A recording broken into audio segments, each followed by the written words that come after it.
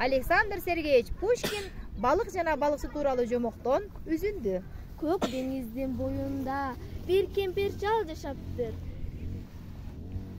Жер тамда алар жашаганга 33 жыл толуптур. Ай кемпирим, мен деңизге барып балык тутуп келейин. Макул Абышка, жакшы барып кел. Абышка барса деңизге тоорун салганда. Коя бер мени Абышка, мен деңизге кетейин. Кунум үчүн мен сага тилегениң берейин. Макул, бар бара кой деңизге. Бар бара кой. Ошентип Абышка. Ай Абышка, сен эмне үчүн балык тутуп келбедиң? Мен балык туттум. Балык туттум. Ал адамзат сүйлөйт экен. Мен ал мага мынтип айтты. Сен мени кое бер. Кое берсең мен сага тилегениңди берем.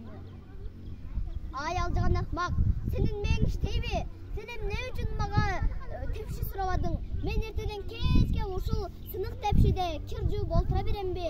Барып мага тепши сурап кел. Абышка кайра деңизге.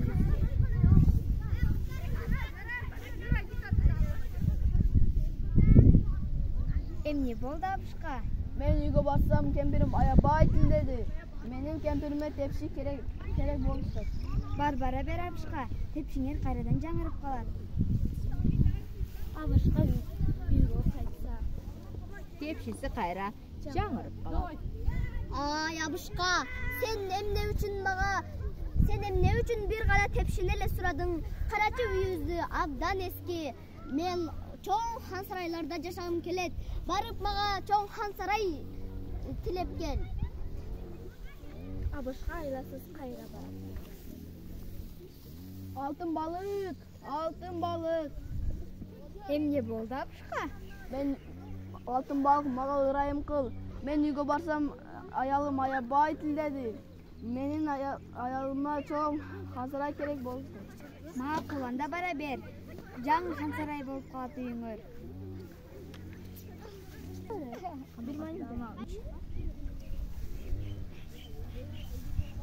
Ай Абышка, сен эми барып мага алтын балыктын өзүн чакырып кел.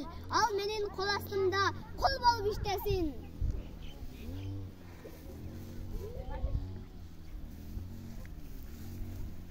Алтын балык. Эмне болду Абышка? Сен менин кемпиримдин кол астында кул болуп иштеген каалап иштеп. Абышка барса деңизге, караса деңиз чайпалды. Чакырып алтын балыкты.